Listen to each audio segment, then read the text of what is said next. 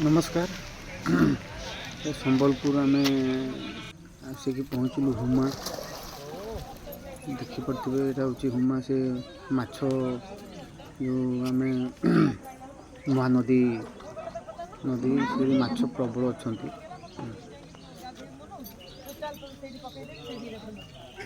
देखी आपको माछ बड़ बड़ माछ यही माछ जदि आप धरिकी छुरी रे कि पनिखी रे आप काटिबे ताले सांगे सांग पत्थर हो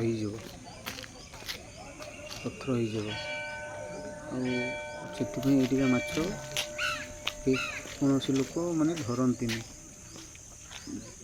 जो मैंने जानी ना तो से मैंने धरी पारे।